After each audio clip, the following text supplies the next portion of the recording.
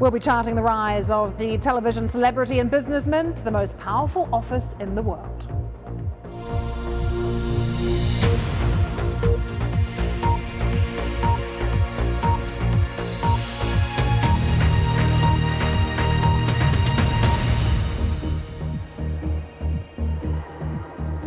Good evening from Capitol Hill here in Washington, where the entire political landscape has been redrawn by Donald Trump's stunning success in last night's US presidential election. There's a phrase I've heard today from a few people: we are processing this moment, because people here are truly quite shocked by this result. This is not what the pollsters were saying. This is not what the experts were saying. Most people in this country were predicting a win for Hillary Clinton. So while people are processing, we've heard from Donald Trump already. He has said he wants an America for all people. He has offered to heal America as well. He's meeting with President Obama at the White House on Thursday. He himself will be in the White House in January. With a look back at this historic, incredible night here in America, here's our North America editor, John Sopel.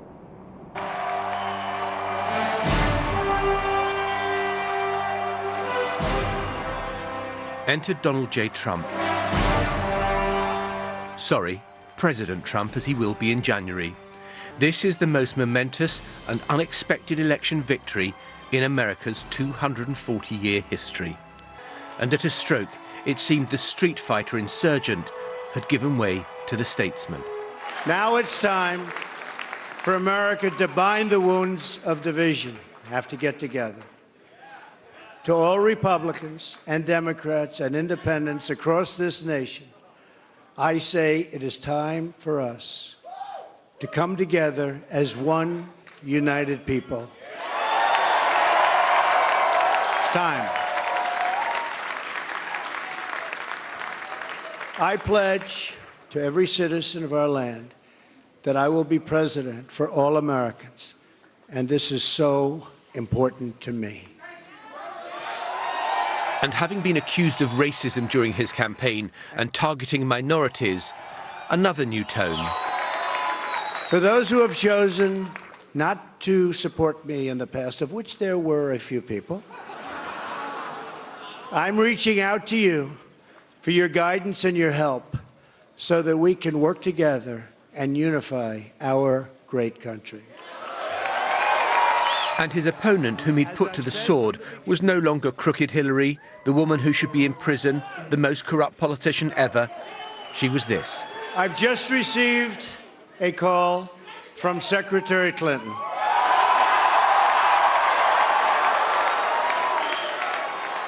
She congratulated us, it's about us, on our victory.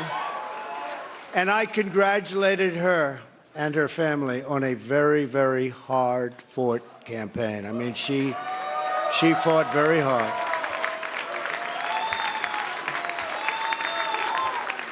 Hillary has worked very long and very hard over a long period of time, and we owe her a major debt of gratitude for her service to our country. I mean that very sincerely. The insurgent had taken on the establishment and won, according to exit polls, winning massively among white working-class men, but also a majority of white women, and faring no worse with Hispanics than his predecessor did 4 years ago. His supporters were ecstatic. I mean, I'm from Austin, Texas. I love the guy. I think he's been mischaracterized by the media through the entire thing. You know, if I believed what the media was saying, I wouldn't be here. But I can see through the fog, and I trust the man. He worked hard, he outworked her, and he deserved every bit of it. On the streets of New York, there were tense encounters. Donald Trump watched from his penthouse as the votes were counted. He'd promised Brexit Plus. Not only did he deliver that, there was an uncanny symmetry about the way the night unfolded. Hillary HQ could have been vote Remain. So much early optimism.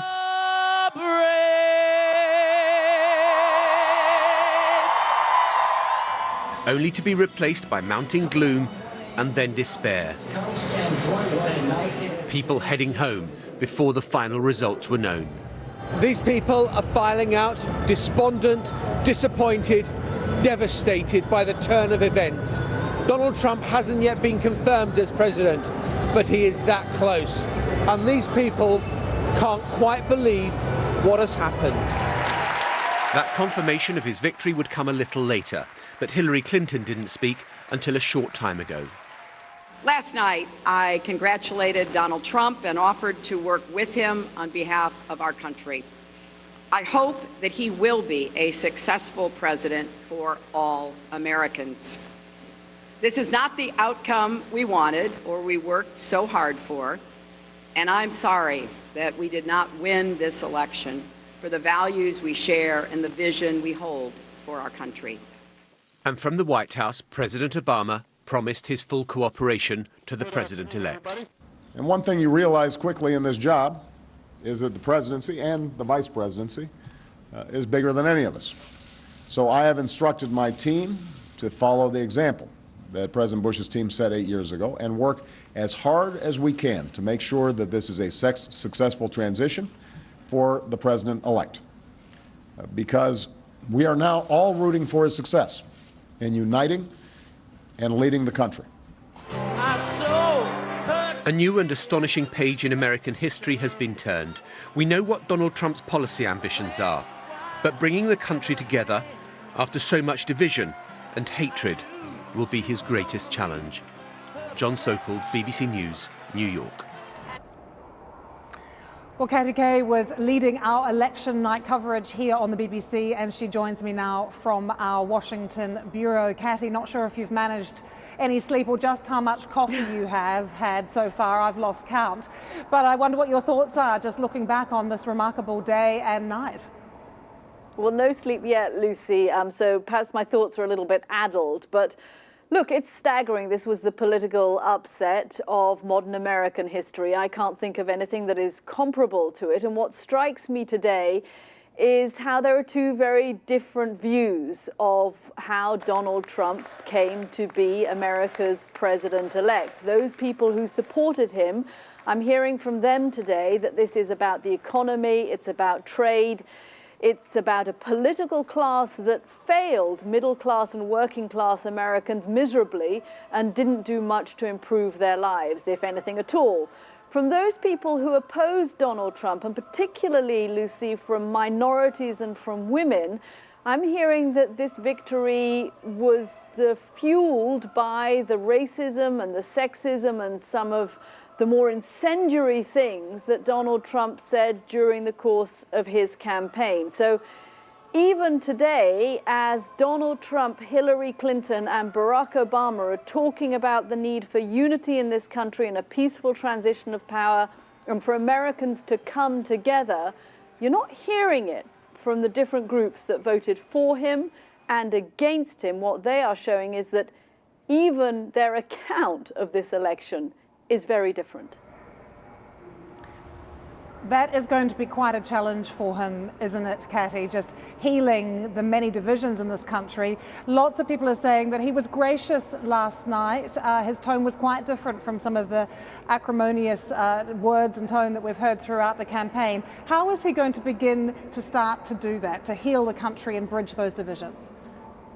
Well, last night's speech was a good start. It is what the country needed to hear, and it's what his opponents needed to hear, and probably what his supporters needed to hear as well, too, that this is not going to be the locker-up presidency, but this is going to be a presidency that does reach out to all Americans. But the truth is, Lucy, we don't really know what kind of president Donald Trump is going to be. Is he going to be the president that negotiates deals in order to improve the lives of middle-class Americans? Or is he going to be the divisive president that some of his rhetoric has suggested during the course of his campaign? The thing I will be watching for is to see who he chooses to surround himself with when he gets into the White House, because that will be a very telling indication of the kind of government that he wants to create. Katie, thanks so much for that. Over 4,000 appointments he has to make within the next few months. His transition team are going to be very busy indeed. Let's take you to London now. We can talk to Bray Barnes, who is a former director with the US Department of Homeland Security, who joins us from there. Good to have you with us, Bray, here on BBC News. What do you think his top priority is going to be in terms of Homeland Security? Well, I think that he has spoken to a number of issues in Homeland. Certainly, the border is going to be one of those top priorities for this this incoming administration. I think, additionally, that we are still faced with potentially, terroristic attacks, and certainly cybersecurity as we continue to move forward and look to the various attacks that this country is under every day. On cybersecurity will be some of the priorities that this incoming administration will look at for the Homeland Security. And do you think his approach is going to be heavy-handed?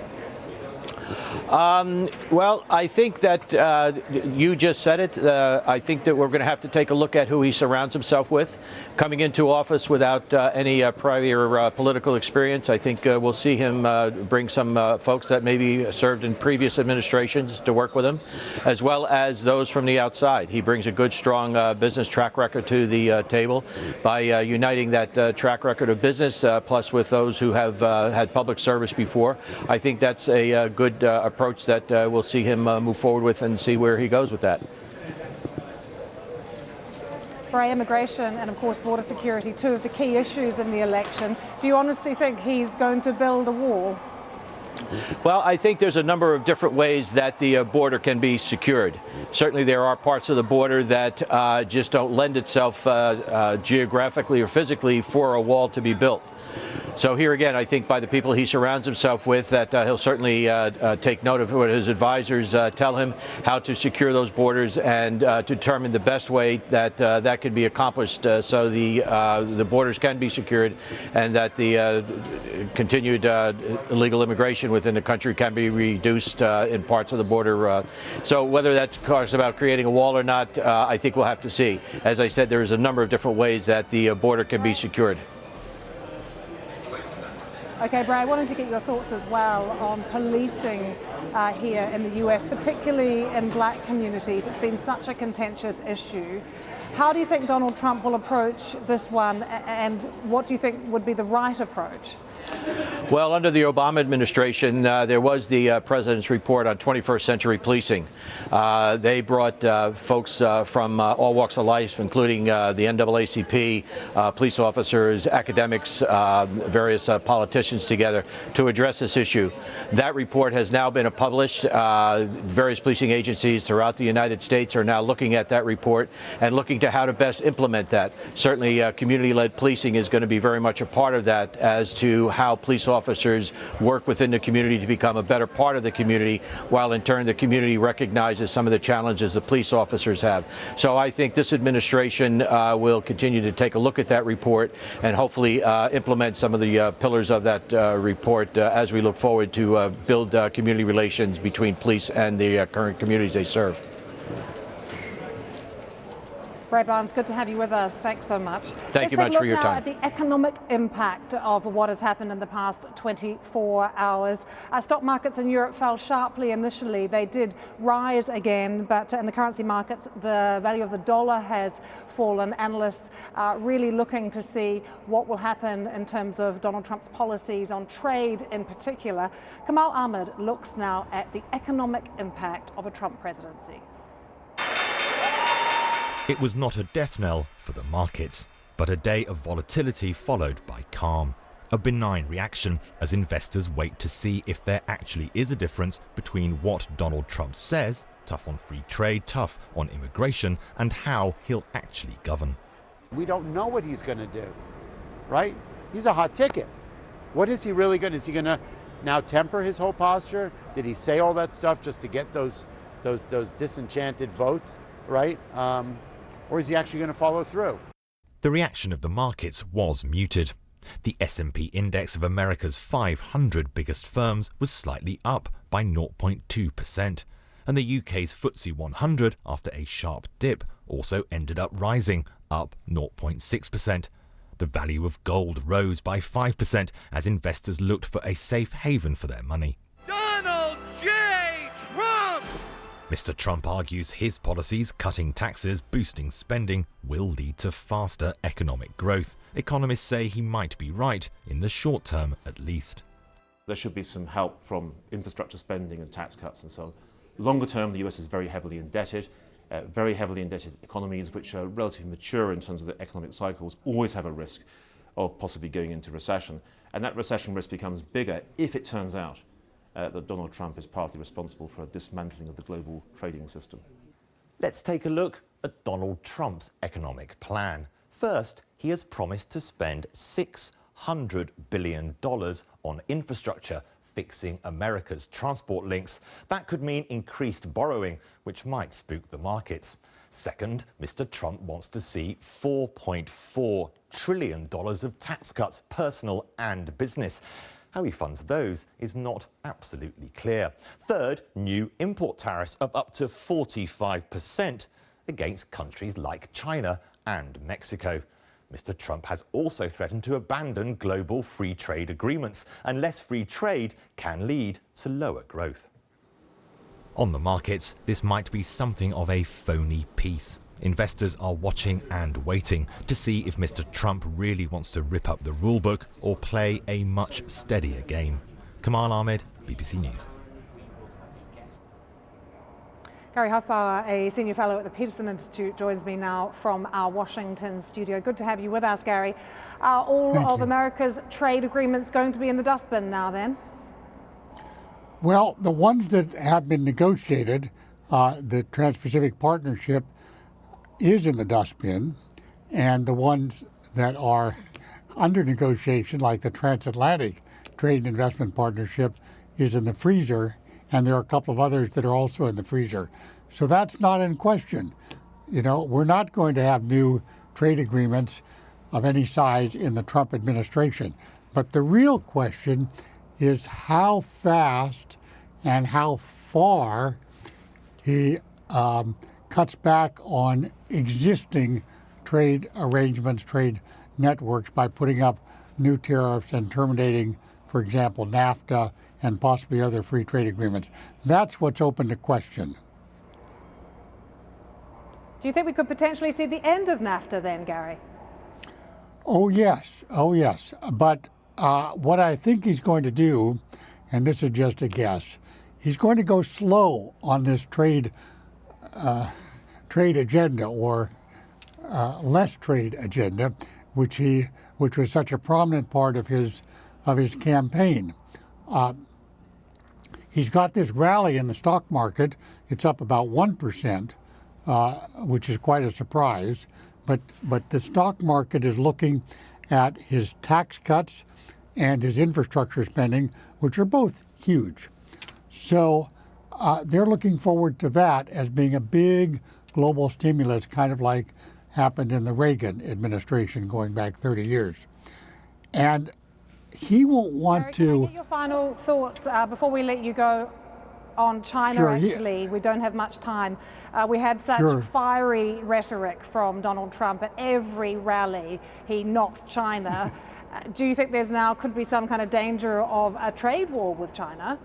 Well, that's what I was going to say. I don't think he's going to go headlong into a trade war, because that would interrupt the party, which is now happening in looking at his domestic policy. So I think he will threaten China and maybe go against China, but not in a big way in the first month or two. Gary, great to have you with us. Thanks so much. Let's take you to LA now. We're joined by Mohamed El-Erian, who is there for us, the Chief Economic Advisor for Allianz. Good to have you with us here on the BBC.